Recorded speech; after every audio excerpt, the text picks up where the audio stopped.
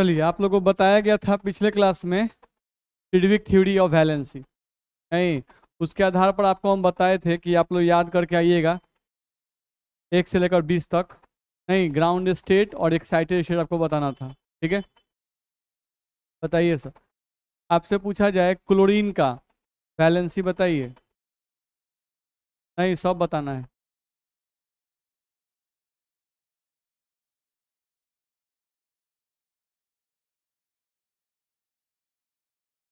हाँ, सही है। बैठिए, बोलिए सर। आपसे पूछा जाए कि बेरेलियम।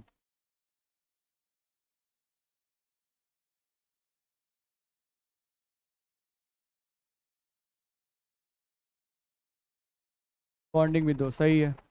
चलिए सर, बताइए, बैठिए आप। बोरोन का बताइए। बोरोन का।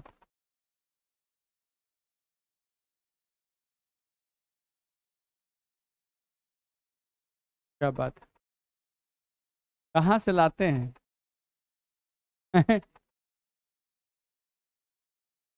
एक हो गया, 3 हो गया, 5 कहाँ से आ गया? अब बैठिए। चलिए सर, बताइए। आपसे पूछा जाए आर्गन का।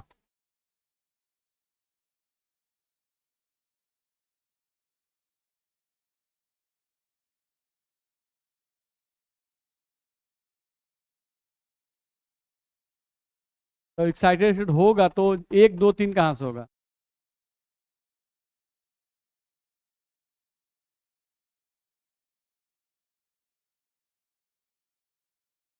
गलत हो रहा है। बोलिए आर्गन का।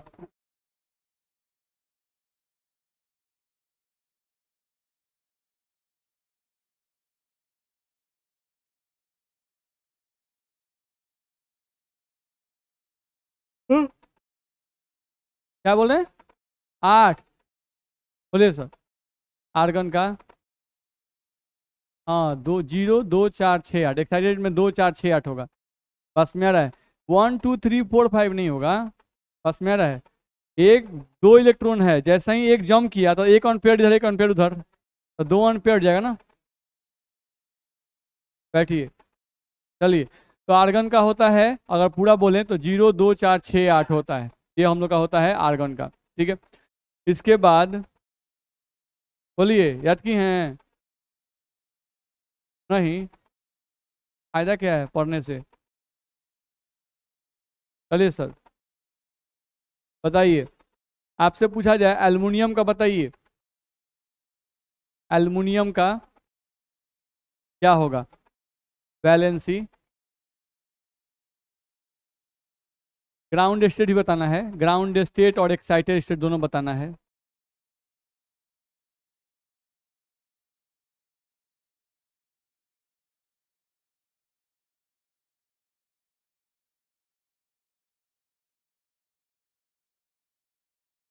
ग्राउंड स्टेट में 1 और एक्साइटेड स्टेट में 0 होगा। गलत है। चलिए सर, बोलिए। 1 और 3 होगा, ग्राउंड स्टेट में 1 होगा, एक्साइटेड में 3 होगा, सही है। चलिए, एक और बताइए। आपसे पूछा जाए कैल्शियम का बताइए, कैल्शियम का। 0 और 2 होगा। बैठिए। कैसे पढ़ रहे हैं सर? वैलेंसी 20 तक नहीं याद होगा तो क्या याद होगा? नहीं, बैठिए। चलिए सर, बताइए। आपसे पूछा जाए सोडियम का बताइए वैलेंसी। 1 होगा, सही है। एक के अलावा भी कुछ होगा? है? नहीं होगा, सही है। चलिए, एक और हमको बता दीजिए। आपसे पूछा जाए नियन का कितना होगा वैलेंसी, नियन का? और और नहीं होगा, क्यों नहीं होगा?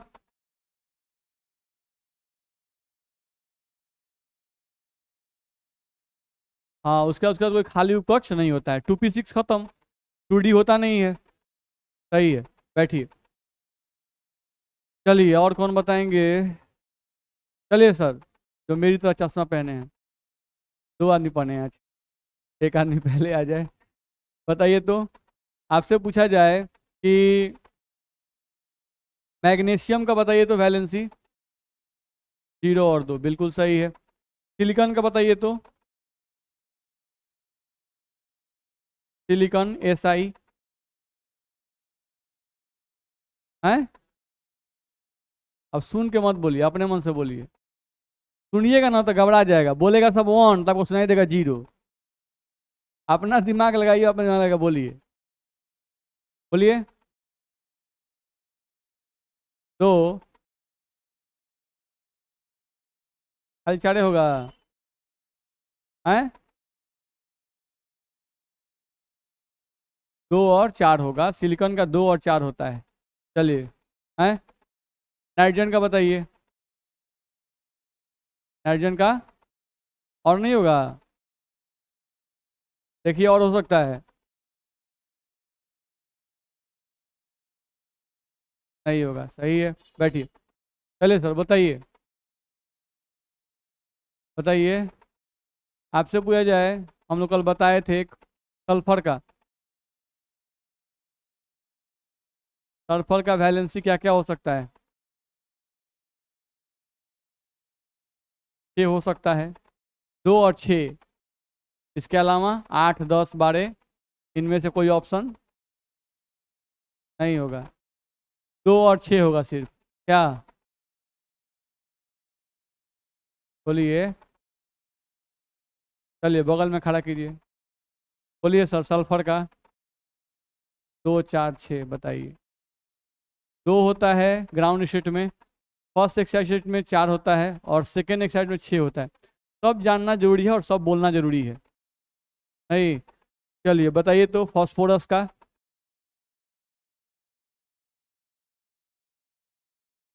3 और 5 होता है, सही है। बैठिए। ये सब जानते हैं, एकदम फ्लुएंट होना चाहिए। ठीक है, अगर आप वैलेंसी नहीं बता पाते हैं ना तो इसमें जानते हैं बहुत ज़्यादा ये कमजोरी माना जाता है। इसमें आपकी भी बदनामी होती है और जो टीचर पढ़ाता है ना उसकी भी बदनामी होती है। ध्यान रखना है। नहीं कि वैलेंसी नहीं पढ़ाए हैं, समझाए नहीं है, और बच्चा अपना जान बचाने के लिए पूरा दोस्त टीचर को मार देता है। समझ में आ रहा है? वो पूरा दोस्त टीचर को मार देगा। वैलेंसी कहाँ ठीक से पढ़ाए थे, पढ़ाई भी नहीं करते हैं कुछ ठीक से। नहीं। वो तो हम एडमिशन करा के फंस गए हैं। नहीं होता है, वो पूरा का पूरा दोस्त जो है टीचर के ऊपर मल देगा बढ़िया से। तो कम से कम ये बेसिक चीजें हैं जिनको आपको ध्यान में रखना चाहिए। याद रखिएगा, जब भी आप कहीं इंटरव्यू देने जाते हैं ना या कहीं भी किसी जगह जाइएगा, तो याद रखिएगा कोई भी बड़ा जो टीचर होगा ना, बहुत अच्छा टीचर, वो कभी भी बहुत हेवी चीज नहीं पूछता है। बेसिक बात पूछेगा। एकदम बेसिक बेसिक बात पूछेगा। अगर आप बेसिक आपका ठीक है ना तो आपका अपर लेवल अपने आप अच्छा हो जाता है। नहीं, जैसे स्ट्रक्चर लिखना, ये तभी किसी का अच्छा हो सकता है जब उसका वैलेंसी अच्छा है, वैलेंस इलेक्ट्रॉन अच्छा है। नहीं, वो बॉन्ड समझता है, तभी उसका आगे का चीज ठीक हो सकता है। बेसिक गड़बड़ हो गया, वो 1, 2 बेसिक का पहले क्वेश्चन पूछेगा। जहां बेसिक में आप घबरा गए वो बोलेगा कि जाइए, तो समझ गया कि आपसे अपर लेवल पूछना ही बेकार है। नहीं, जब आप बेसिक में परफेक्ट बताते हो तभी कोई आपसे थोड़ा सा अपर लेवल पूछता है। ध्यान रखना है। तो पहला क्वेश्चन किसी भी इंटरव्यू में स्टार्ट होता है तो पहले बेसिक लेवल ही पूछा जाता है। ध्यान रखना है। आपका बेसिक अच्छा होगा तो अपर लेवल अपने आप अच्छा होते जाता है, अपने आप अच्छा होते जाता है, बहुत अच्छा होते जाएगा। तो इसलिए बेसिक को हमेशा केयर कीजिए। वैलेंसी है, वैलेंस इलेक्ट्रॉन है, कौन सा आइटम कितना बॉन्ड बनाएगा, क्योंकि अगर आप नहीं बता पाइए कौन सा आइटम कितना बॉन्ड बनाएगा, तब तो आपके लिए SO4 भी सही है, आपके लिए SO5 भी सही है, आपके लिए SO6 भी सही है। बस में आ रहा है? आपके लिए O3 भी सही है और O4 भी सही है, O5 भी सही है। नहीं, लेकिन आप बॉन्ड बनाना जानते हो तो आप बनाओगे, तुरंत देखोगे कि नहीं ये तो पॉसिबल ही नहीं है। बस में आ रहा है? तो ये पॉसिबिलिटी चेक वही विद्यार्थी कर सकता है जिसका वैलेंस इलेक्ट्रॉन, वैलेंसी, बॉन्ड ये सब क्लियर रहेगा, वही बना सकता है। ठीक है। चलो, तो हम लोग रूल ऑफ मैक्सिमम को वैलेंसी के बारे में पढ़ाए थे और रूल ऑफ मैक्सिमम को वैलेंसी के बारे में हम लोग सीखे थे, जिसमें 1 से लेकर 20 तक का वैलेंसी हम कहे थे कि याद करके आना है। नहीं तो कुछ लोग याद किए हैं और कुछ लोग याद नहीं किए हैं। 1 से लेकर 20 तक जो कि 19 से चलते आता है। बस में आ रहा है? ये बहुत पहले से चला आता है, तो ये आपको याद होना चाहिए। चलिए, क्योंकि हम लोगों को आगे चल के बहुत याद करना है। बस में आ रहा है? ये पीरियोडिक टेबल है, केमिकल बॉन्डिंग है, चूंकि 11th है तो ये क्या करता है ना कि S ब्लॉक और P ब्लॉक तक सीमित करता है, D ब्लॉक को नहीं लाता है। नहीं, लेकिन जैसे 12th में होगा ना वो D ब्लॉक को भी याद करवाएगा जबरदस्ती। डी ब्लॉक भी पूरा याद कीजिए, वैलेंस याद कीजिए, वैलेंसी याद कीजिए, उसका भी बॉन्डिंग बनाइए, उसका भी IP पढ़िए, वो बहुत और एलोबरेट कर देता है। ध्यान रखना है, तो वो सब याद करना होता है। चलिए आगे बढ़ते हैं हम लोग।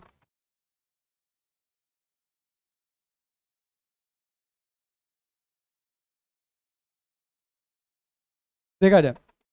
अब जैसे हम लोग वैलेंसी अगर एस ब्लॉक और पी ब्लॉक की बात करें, नहीं, तो हम लोग को थोड़ा सा केयर करना है। हम लोग को ध्यान रखना है कि वैलेंसी जो होता है वो आपका ग्रुप नंबर से जुड़ा होता है। हम लोग पहले भी आपको बताया, नहीं, कि वैलेंसी जो है ये ग्रुप नंबर से जुड़ा होता है। जैसे मेरे कहने का सेंस है कि अगर कोई भी ग्रुप आपको दिया हुआ है, नहीं, जैसे मान लो आपको 1A दिया हुआ है, तो अगर 1A दिया हुआ है तो 1A में आपका हाइड्रोजन है, लिथियम है, सोडियम है, पोटासियम है, रुबिडियम है और सीजियम है। फ्रांसियम को तो नहीं लिखते हैं वैलेंसी के लिए क्योंकि वो बॉन्ड नहीं बनाता है। तो यहां से अगर देखें तो अगर आपको हाइड्रोजन की वैलेंसी याद है, नहीं, अगर हाइड्रोजन की वैलेंसी याद हो कि 1 होती है तो सबकी वैलेंसी 1 ही होगी।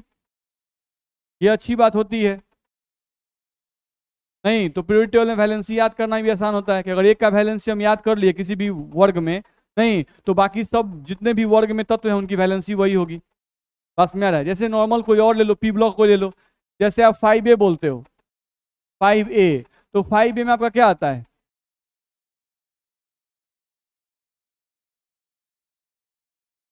Pi, यही होता है। अब नाइट्रोजन के केस में देखो तो इसके पास होता है 2s2 2p3, होता है कि नहीं? इसके पास क्या 2D होता है? 2D नहीं होता है। तो इसलिए नाइट्रोजन का वैलेंसी जो है वो सिर्फ 3 हो सकता है। लेकिन फास्फोरस के केस में आपको 3s2 और 3p3 होता है, और इसके पास 3D होता है कि नहीं होता है? होता है। तो इसका इलेक्ट्रॉन जंप कर सकता है। तो इसकी वैलेंसी आप जब नाइट्रोजन का तो याद कर लेते हो कि 3 होता है, और फास्फोरस का याद करते हो कितना, हम लोग कल बताए थे, 3 और 5। नहीं, तो नाइट्रोजन का सिर्फ 3 याद रखना है, बाकी सबका क्या होगा, 3 और 5। बस में आ रहा है। आर्सेनिक को पूछे वैलेंसी कितना होगा तो 3 और 5। एसबी कितना होगा, 3 और 5। नहीं, बिस्मथ से कितना होगा, 3 और 5। बता सकते हैं कि नहीं? ध्यान रखना है। तो इस तरह से आप वैलेंसी बता सकते हो। जैसे मान लो 6A ले लो आप, नहीं, सल्फर वाला ग्रुप, तो अगर 6A लेते हो आप तो 6A में कौन है, OSAC, TE और PO, यही सब है ना जी। आप इसका वैलेंसी, आप इसका विन्यास लिखते हो तो 2s2 और 2p4 लिखते हो। इसमें 2D है क्या? नहीं। नहीं, तो इसकी वैलेंसी कितनी होगी, 2, क्योंकि इसके आउटर मोस्ट में 4 2 6 इलेक्ट्रॉन है। 2 पूरा करने के लिए, 8 पूरा करने के लिए 2 इलेक्ट्रॉन चाहिए, तो वैलेंसी कितना लिखते हो, 2। लेकिन सल्फर के केस में तो वैकेंट ऑर्बिटल होता है, इसका हम लोग कल ही याद किए थे, 2 4 और 6। तो इसमें जितने होंगे सबका आप लिख सकते हो 2 4 6, 2 4 6, नहीं, 2 4 6। बोलो, दिक्कत है क्या? लिख सकते हैं ना जी? मेरी बात समझ में आ रही है? तो इस तरह से आपको वैलेंसी याद होना चाहिए। ठीक है। तो अगले क्लास में क्या होमवर्क हो गया कि एस ब्लॉक और पी ब्लॉक, डी ब्लॉक अभी नहीं बोल रहे हैं, ऐसे डी ब्लॉक का भी हम लोग बेसिक पार्ट में याद करवाते हैं, नहीं, लेकिन एस ब्लॉक और पी ब्लॉक में कौन कौन है, 1A 2A 3A 4A 5A 6A 7A 8A। तो 8A तक में जितने भी एलिमेंट हैं उन सभी का वैलेंसी आपको याद करके आना है। आ सकते हैं? इसमें दिक्कत है? इजी है, बस ऊपर वाले का एक याद कर लीजिए और उसके बाद वाले का देख लीजिए वेरिएबल हो रहा है कि नहीं। जैसे कैसे, 6A में ऑक्सीजन का 2 होता है, नहीं, और इसका 2 4 6 नहीं हो सकता है, लेकिन सल्फर का 2 4 6 हुआ, बस इसका देख लो 2 4 6, अब सबका 2 4 6 होगा। मेरी बात समझ में आ रही है? अब इसमें भी कुछ कुछ बातें हैं क्योंकि नीचे आके इनॉट पेयर इफेक्ट लगता है जो हम लोग अभी नहीं पढ़े हैं, जो आगे पढ़ेंगे हम लोग, नहीं, तो वैलेंसी नीचे भी आगे घटेगी, लेकिन अभी फिलहाल के लिए हम ऐसे याद कर लेंगे। याद कर सकते हैं ना? तो ये आपका होमवर्क हो गया कल का, ध्यान रखना है। ठीक है, कि हमको क्या करना है, वैलेंसी याद कर लेना है पूरे एस ब्लॉक का और पूरे पी ब्लॉक का। किसी को कोई क्वेश्चन है तो क्वेश्चन पूछते चलिएगा, जहां दिक्कत हो कि नहीं सर क्या बोल रहे हैं, कुछ बुझा उझा नहीं रहा है, तो वो अपना पूछे चलिएगा।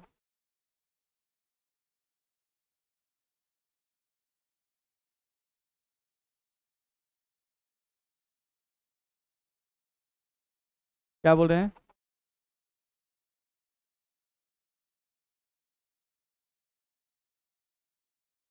अगर जो इलेक्ट्रॉन आप ऊर्जा दिया है जंप कर गया, अगर वो इलेक्ट्रॉन किसी और इलेक्ट्रॉन के साथ यानी किसी और एटम के साथ पेयर्ड नहीं हुआ तब तो रिटर्न बैक, और अगर किसी के साथ पेयर्ड हो गया तो नॉट रिटर्न बैक। बस में रहे। जैसे आपको ऊर्जा कहीं से एटम को मिला, नहीं, और उसका इलेक्ट्रॉन जंप करके एक अजोड़ा इलेक्ट्रॉन को बढ़ा दिया, अगर वो अजोड़ा इलेक्ट्रॉन किसी दूसरे एटम के साथ कंबाइन करके जोड़ा हो गया तब तो लॉक हो गया वो, नहीं, तब वो रिटर्न बैक नहीं आ सकता है घर। बस में रहे। ठीक है, लेकिन अकेला ही रह गया, तब तो रिटर्न बैक जाना ही जाना है, वो भी 10⁻⁸ सेकेंड में ही रिटर्न बैक हो जाता है। बैठिए, ये ध्यान रखना है। जैसे आप नौकरी करने के लिए यहाँ से विदेश गए, विदेश बहुत हाई फाई हो जाएगा, नहीं, यहाँ से दिल्ली गए, नहीं, और नौकरी आपको मिल गया तो आप लॉक हो जाइएगा, काम करने लगिएगा, नहीं, और गए काम नहीं मिल रहा है, अनपेयर्ड के अनपेयर्ड ही आप रह गए, नहीं, काम आपको नहीं मिला, नौकरी की तलाश में गए थे, तो क्या हो जाइएगा, फिर रिटर्न बैक हो जाइएगा, क्योंकि एनर्जी जहाँ रुपया खत्म, कहानी खत्म, रिटर्न बैक। नहीं, आज जैसे ही वहाँ से रुपया जनरेट होने लगा, गए नौकरी मिल गया, रुपया जनरेट होने लगा, तो टिक जाइएगा, वो तो डिपेंड करता है, ध्यान रखना है। चल, इसमें दिक्कत नहीं ना है, आगे बढ़ सकते हैं। चलो, अब हम लोग देखें अगर, तो इसमें अगला टॉपिक हम लोग का आता है लेविस के अनुसार मॉलिक्यूल का स्ट्रक्चर लिखने का तरीका। नहीं, हम लोग को ध्यान रखना है, जो हम लोग बेसिक में भी पढ़ते हैं, लेकिन फिर थोड़ा सा यहाँ पढ़ लेते हैं। हम लोग को यहाँ से कहा जा रहा है कि लेविस के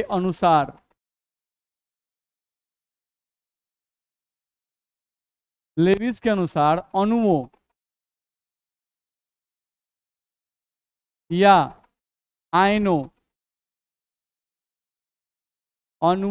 या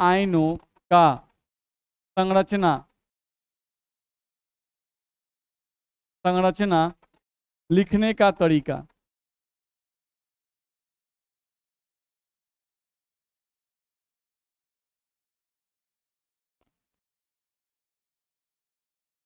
चलिए, यहाँ से कह रहा है कि लेविस के अनुसार अणुओं या आयनों का संरचना लिखने का तरीका। देखते हैं हम लोग, यहाँ से अगर समझे हम लोग, तो इसके लिए कुछ रूल्स होते हैं, जो लोग पहले बेसिक पढ़े हैं वो लोग जानते हैं। देखा जाए, इसके कुछ रूल्स होते हैं।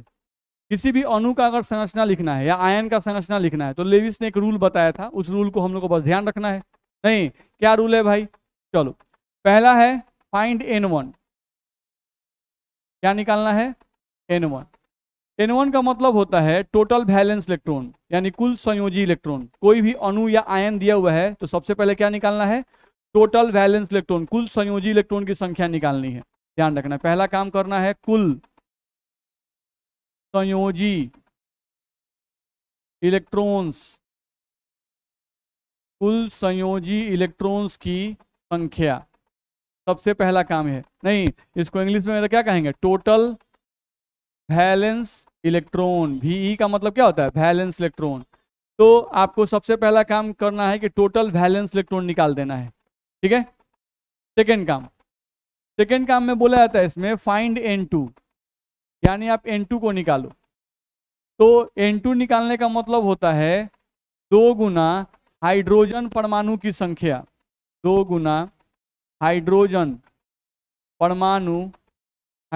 परमाणुओं की संख्या प्लस 8 गुना दूसरे परमाणुओं की संख्या, 8 गुना दूसरे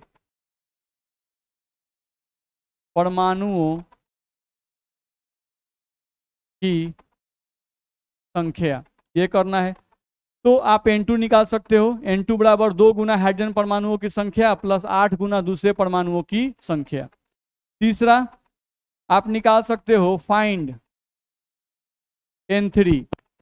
तो अगर N3 हम लोग निकालते हैं तो N3 का मतलब होता है N2 माइनस N1, यानी N2 में से N1 घटा देना है, N2 माइनस N1। अब N2 माइनस N1 हम लोग बोले तो इससे हम क्या निकलता है? N2 माइनस N1 से निकलता है हम लोग को उन इलेक्ट्रॉन्स की संख्या जो आबंध बनाने में भाग लेते हैं। यहां से क्या निकलता है? उन इलेक्ट्रॉन्स की संख्या,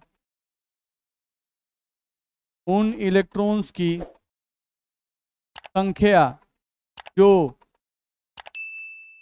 आबंध बनाने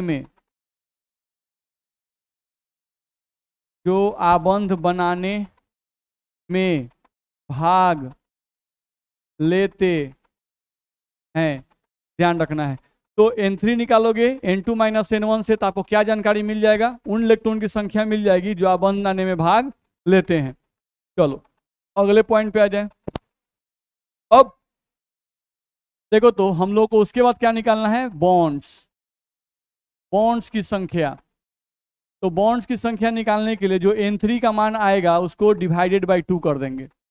यानी मान लो 4 इलेक्ट्रॉन आ गया, 4 इलेक्ट्रॉन आ गया जो बॉन्ड बनाने में भाग लेता है। तो 4 इलेक्ट्रॉन का मतलब कि बॉन्ड कय गो, 2 गो। 6 इलेक्ट्रॉन भाग लिया बॉन्ड बनाने में, नहीं तो 3 गो। तो इससे आप बॉन्ड का संख्या निकाल सकते हो, जो N3 का मान आएगा उसको आधा कर दो, आपको बॉन्ड का संख्या निकल जाएगा। फिर अगला पॉइंट आता है फाइंड N4। N4 निकालना है, तो N4 का मतलब होता है N1 माइनस N3। N4 का मतलब क्या होगा, N1 माइनस N3। अब N1 माइनस N3 निकालने से क्या निकलेगा, तो इससे निकलेगा उन इलेक्ट्रॉन की संख्या नहीं जो आबंध बनाने में भाग नहीं लेते हैं। ध्यान रखना है जो हम बोल रहे हैं उन इलेक्ट्रॉन की संख्या, तो इसका मतलब क्या है, बाहरी कक्ष में उपस्थित उन इलेक्ट्रॉन की संख्या। ठीक है, ये ध्यान रखिएगा, क्योंकि जब भी बात होती है तो बाहरी कक्ष के इलेक्ट्रॉन की ही बात होती है। ये नहीं कि परमाणु में जितना बचा हुआ इलेक्ट्रॉन है उस सबका नहीं बात कर रहे हैं। ठीक है, ये बाहरी कक्ष की बात हो रही है। तो यहाँ पे क्या निकला, उन इलेक्ट्रॉन्स की संख्या, उन इलेक्ट्रॉन्स की संख्या जो आबंध बनाने में, जो आबंध बनाने में भाग नहीं लेते हैं। तो जो आबंध बनाने में भाग नहीं लेते हैं उन्हें तो लोन पेयर कहते हैं। क्या कहते हैं, लोन पेयर। नहीं तो हमको यहां से निकालना पड़ेगा लोन पेयर। तो लोन पेयर का मतलब 2 इलेक्ट्रॉन का मतलब 1 लोन पेयर। तो यहाँ से आपको इलेक्ट्रॉन का संख्या निकल गया, उन इलेक्ट्रॉन की संख्या निकल गई जो आबंध बनाने में भाग नहीं लेते हैं। तो लोन पेयर निकालना हो तो क्या करेंगे, N4/2। तो यहाँ से आपको लोन पेयर का संख्या निकल जाएगा। ये काम हो गया। चलो अब अगला काम है 5वां काम। N4 तक तो निकाल दिए, नहीं अब 5वां काम है। 5वां काम क्या है, तो हम लोग क्या क्या निकल गया, बॉन्ड निकल गया, लोन पेयर निकल गया। अब है कि कोई भी अणु अगर दिया हुआ है तो उस अणु में केंद्रीय परमाणु को चुनना है। अगला काम क्या है 5वां, केंद्रीय परमाणु को चुने।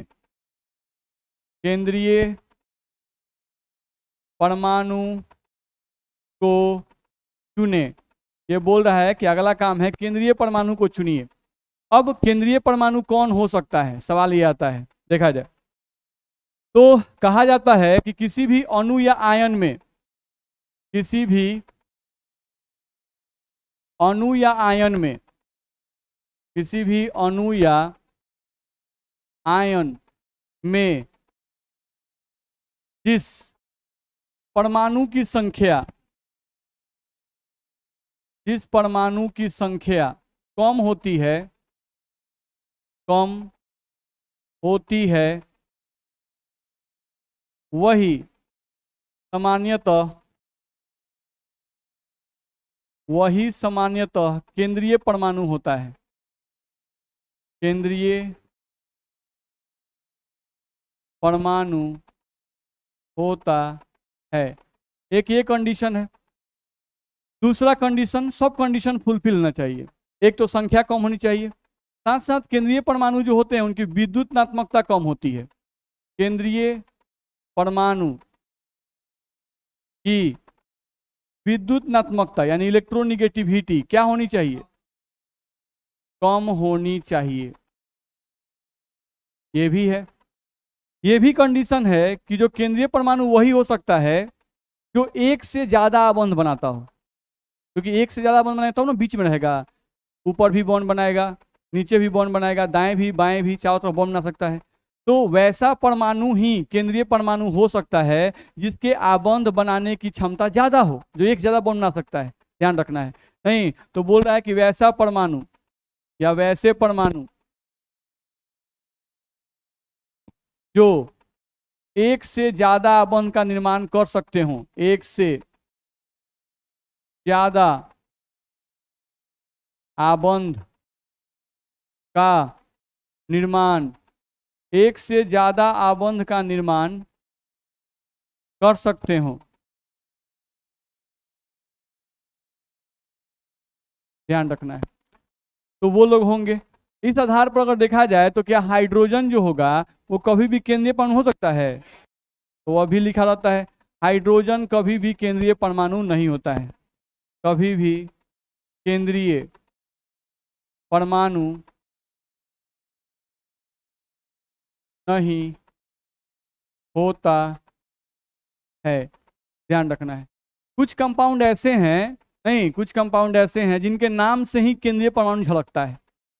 नहीं, कुछ परमाणु ऐसे हैं जिसके नाम से ही केंद्रीय परमाणु झलकता है, जैसे sulphuric acid sulphur, phosphoric acid phosphorus, बस में रहे। तो कुछ ऐसे भी यौगिक हैं जिनके नाम का उच्चारण करते ही उनके केंद्रीय परमाणु का उच्चारण हो जाता है, ध्यान रखना है। तो ये भी ध्यान रखना है। नहीं, कहा जा रहा है कि कुछ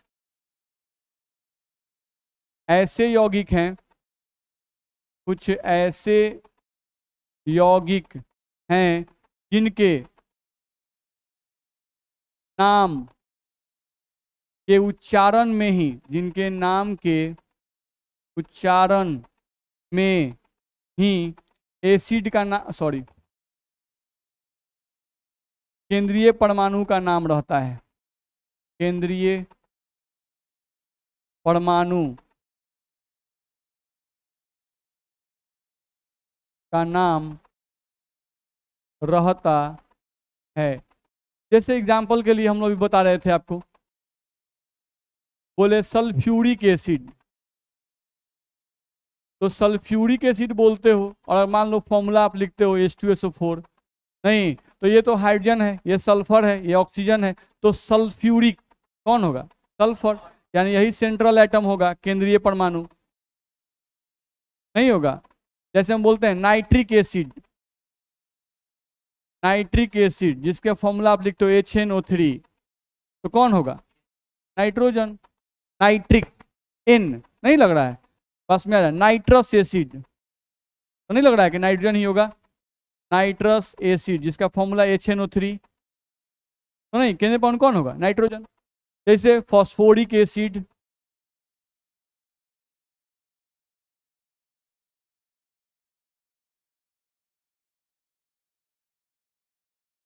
बोलिए।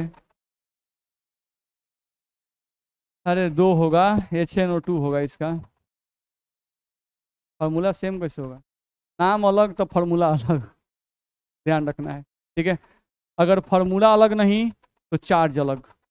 नहीं, जैसे हम लोग बोलते हैं पर मैग्नेट और एक बोलते हैं मैग्नेट, देखते हैं एक फॉर्मूला आता है MnO4-, इसको क्या बोलते हैं? पर मैग्नेट, इसका नाम है पर मैग्नेट आयन। एक और ही फॉर्मूला आता है,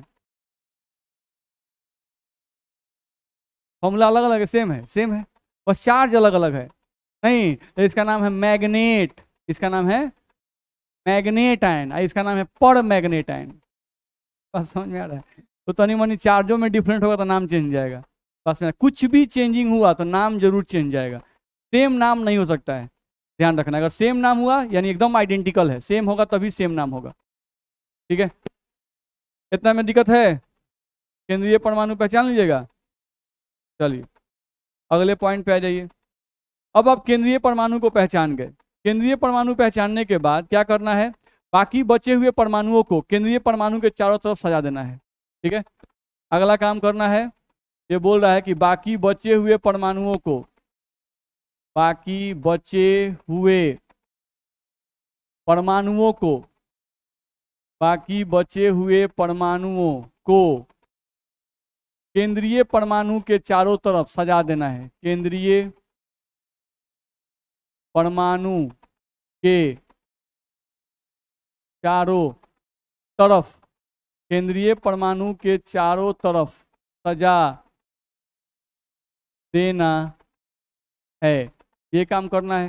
नहीं, क्या करना है? केंद्रीय परमाणु के चारों तरफ सजा देना है, ठीक है। जैसे नहीं आप ले रहे थे, हम लोग ले रहे थे, मान लो SO3 ही लेते हैं, SO3 दिया गया, तो इसमें केंद्रीय परमाणु कौन है? सल्फर, तो केंद्रीय परमाणु चुन लिए सल्फर, और 3 गो ऑक्सीजन है तो इसके चारों तरफ सजा दीजिए ऐसे, दिक्कत है? अरेंज कर दीजिए। अब अगला काम, अगला काम क्या कर रहा है? केंद्रीय परमाणु चुन लिए, बचे हुए परमाणु को केंद्रीय परमाणु के चारों तरफ सजा दिए। नहीं, अब क्या करना है? जो बॉन्ड आप निकाले हैं, शुरू में निकाले हैं ना भाई बॉन्ड की संख्या, उन बॉन्ड को इन परमाणुओं के बीच में बराबर बराबर बांट देना है। नहीं, ध्यान रखना है। तो अब क्या करना है? बॉन्ड डिस्ट्रीब्यूट कर देना है परमाणुओं के बीच में, क्या करना है? बॉन्ड बांट देना है, बॉन्ड बांट देना है, ठीक है। तो ये काम करना है, बॉन्ड बांट दीजिए सब में।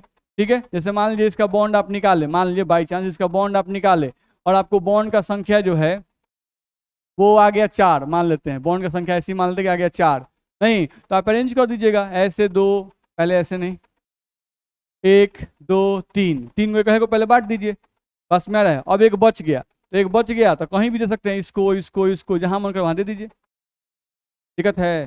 तो क्या कर रहे हैं हम लोग, केंद्रीय परमाणु चुन लिए, बचे हुए परमाणु को 4 तरफ सजा दिए, उसके बाद जो बॉन्ड निकालने हैं उन बॉन्ड को डिस्ट्रीब्यूट कर दीजिए, ठीक है।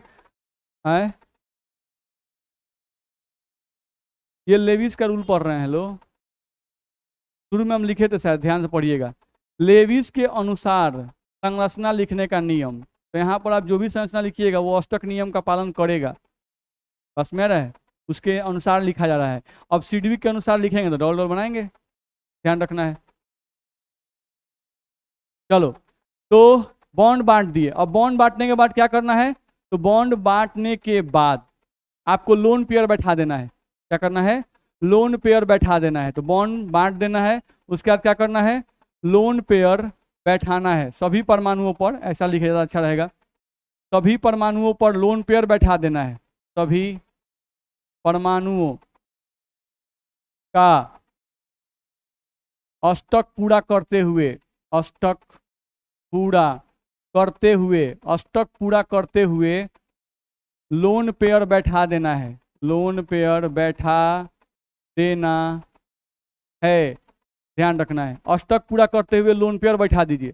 जैसे इस ऑक्सीजन का बॉन्ड गिनिए कै गो है, तो इलेक्ट्रॉन कै गो हो गया, 4 गो, नहीं तो 2 2 4 गो है, चलिए 8 पूरा करना है, ठीक है, 2 2 4 2 6 2 8, चलिए इसका अष्टक पूरा कीजिए, 2 गो 2 4 गो 2 6 गो और 2 गो 8 गो, चलिए इसका अष्टक पूरा कीजिए, 2 गो 2 4 गो 2 6 गो और 2 गो 8 गो, चलिए इसका अष्टक पूरा कीजिए, 2 2 4 2 6 2 8 पूरा है, पहुँचू मत दीजिएगा।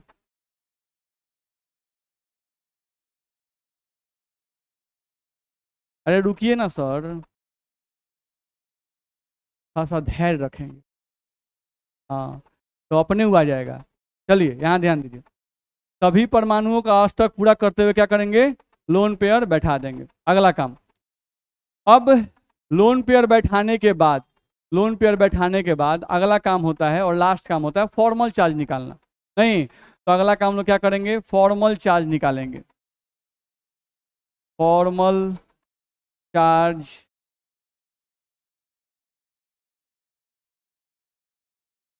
निकालेंगे, बस में रहे। चलिए तो फॉर्मल चार्ज कैसे निकालेंगे भाई, उसको चेक कर लिया जाए, देखा जाए।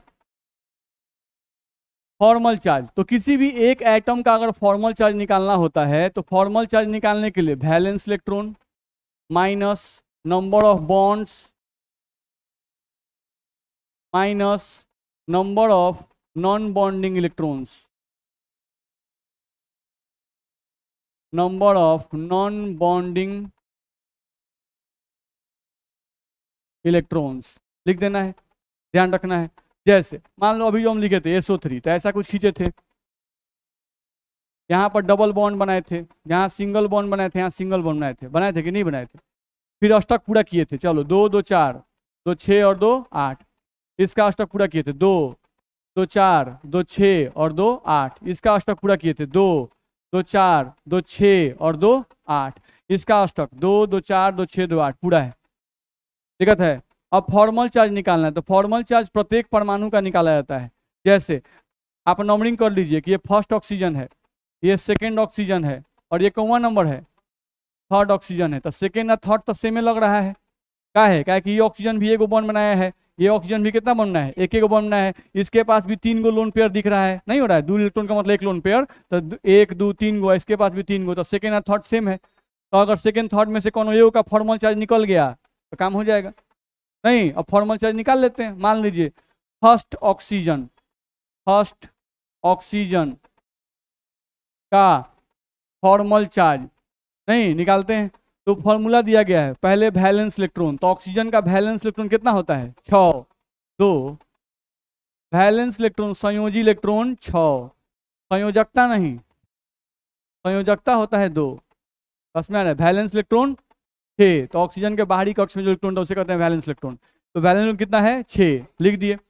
माइनस नंबर ऑफ बॉन्ड कय गो है 2 गो, minus number of non bonding electron यानी कय गो इलेक्ट्रॉन बचा हुआ है, तो 1 गो 2 गो 3 गो 4 गो, 4 गो बचा हुआ है कि नहीं, तो 4 को यहाँ लिख देना है। तो लिखिएगा तो 6 और -6 आएगा, तो 6 - 6 बराबर क्या आएगा 0।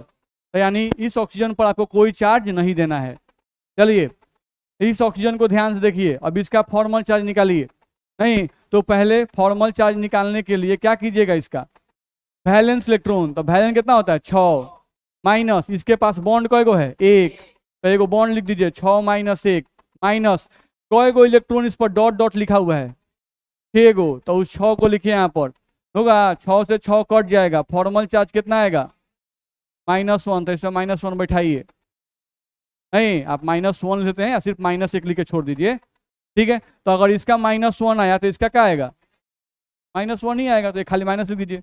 अब चलिए सल्फर का निकालना है फॉर्मल चार्ज, किसका निकालना है सल्फर का, तो सल्फर का फॉर्मल चार्ज निकालते हैं। चलिए सल्फर का वैलेंस इलेक्ट्रॉन कय गो 6 गो, तो 6 लिखिए, इसके चारों तरफ बॉन्ड गिनिए 4 गो है, तो 6 - 4, इस पर कोनो डॉट दिखा गया है नहीं, तो 0, 6 में से 4 गया 2, 2 के आगे प्लस लिखे ना, आगे माइनस नहीं ना है भाई, नहीं तो यहाँ पे क्या लिखेंगे, दिक्कत है। तो अब देखिए ये हो गया फुल स्ट्रक्चर, बस में आ रहा है, ठीक है। ये जो हुआ आपका ये फुल स्ट्रक्चर हो गया SO3 का अकॉर्डिंग टू लेविस। बुझाया सर, अब पहले ही क्या छटपटाने लगते हैं मत कहिए सर, बर्दाश्त नहीं होता है, अंदर का जो कॉन्सेप्ट है वो कूद कूद के निकलना चाहता है। नहीं चलिए समझ में आ गया। तो इस तरह से फॉर्मल चार्ज निकाल सकते हैं कि नहीं, निकाल सकते हैं। चलिए तो इस तरह से आप हमको NO2+ का लिख के दिखाइए, जो कि बहुत कॉमन है NO2+, जिसको नाइट्रोनियम आयन कहते हैं। नाइट्रोनियम आयन का स्ट्रक्चर जो लोग लिखेंगे वो लोग बोलेंगे कि हम लिख लिए। NO2+ का स्ट्रक्चर आपको लिखना है, NO2+ का स्ट्रक्चर लिखिए। जिनका हो जाएगा वो लोग हाथ उठाएंगे कि मेरा हो गया है।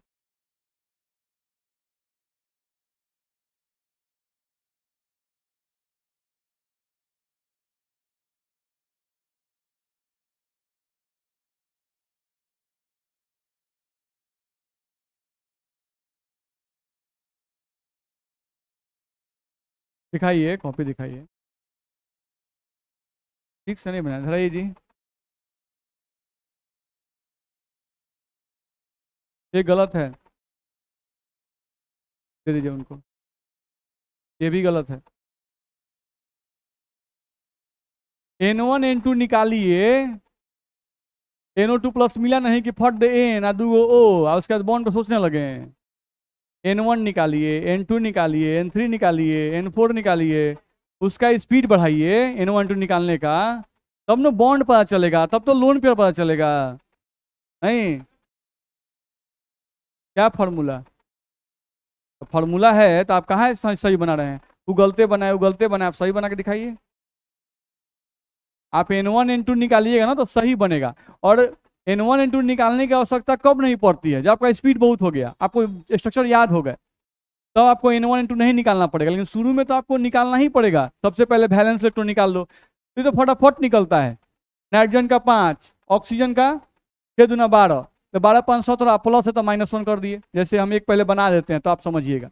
देखिए NO2+, तो कैसे निकालते हैं, सबसे पहला काम क्या है N1 निकालना। N1 का मतलब, चलो नाइट्रोजन का वैलेंस इलेक्ट्रॉन 5, एक ऑक्सीजन का 6, तो 6 दूना 12, इस पर प्लस चार्ज है तो एगो माइनस कर दें, क्योंकि प्लस का मतलब एक इलेक्ट्रॉन कम, नहीं तो हम -1 कर दिए। किसी को इतना में दिक्कत है, देख लो भाई, नाइट्रोजन का वैलेंस इलेक्ट्रॉन 5, ऑक्सीजन का 6, एगो का 6 होता है, तो 2 का 6 दूना 12, इस पर +1 है तो -1 लिखे। चलो 12 5 17, 17 में से एक गया, बोलो इतना में दिक्कत। अब सेकेंड काम क्या था N2 निकालना था, तो N2 का मतलब था 2 गुना हाइड्रोजन परमाणु की संख्या, तो इसमें हाइड्रोजन परमाणु कय गो है 0, प्लस 8 गुना दूसरे परमाणुओं की संख्या, तो इसमें नाइट्रोजन एगो ऑक्सीजन 2 गो, तो टोटल परमाणु कय गो 3 गो, तो 8 गुना 3 और 3 का बोलो इस स्टेप में दिक्कत है? ध्यान से देख लेना, जहां दिक्कत हो वहां रोकना। चलो अगला स्टेप N3।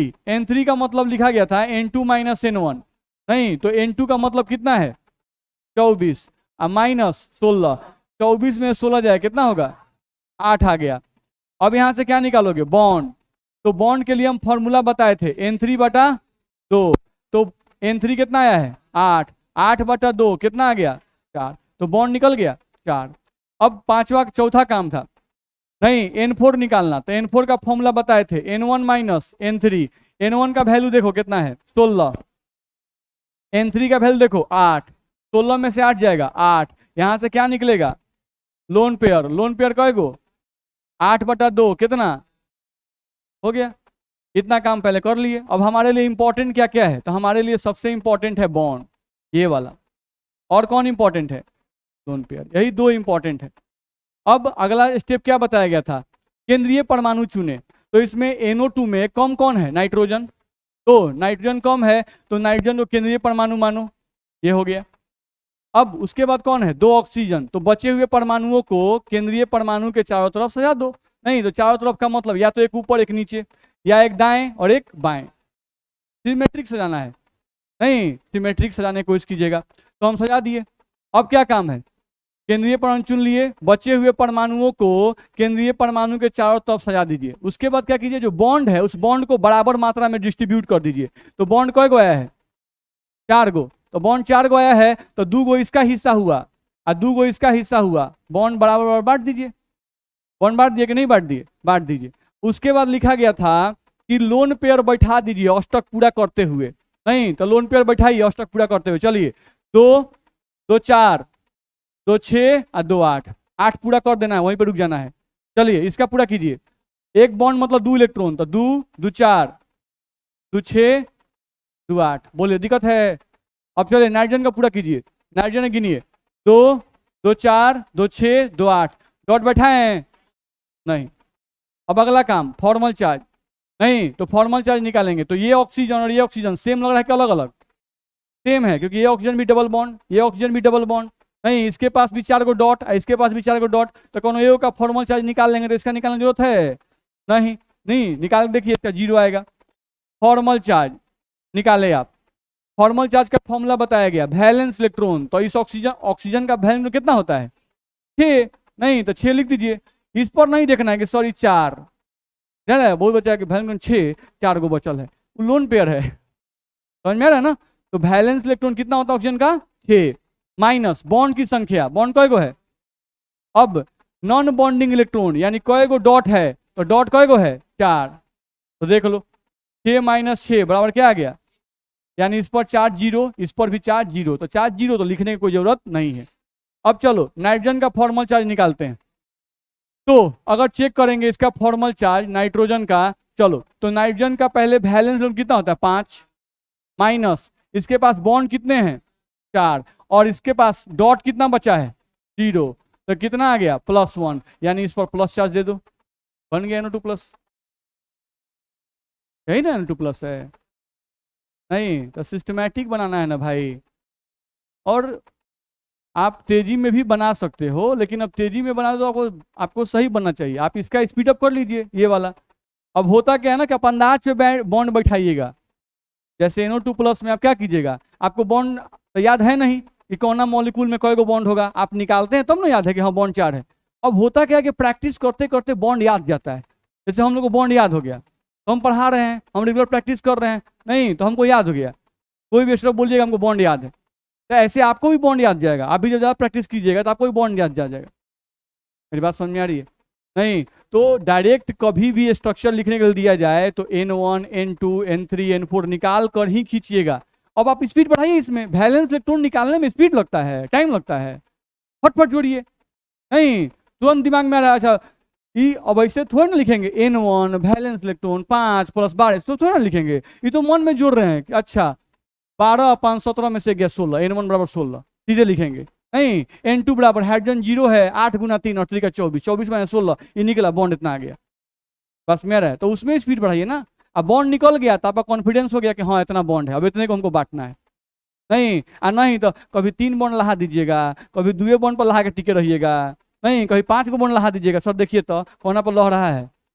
ये तरीका थोड़े है, उसमें लहाना नहीं है, परफेक्टली खींचना है। तो कल का होमवर्क दे दें।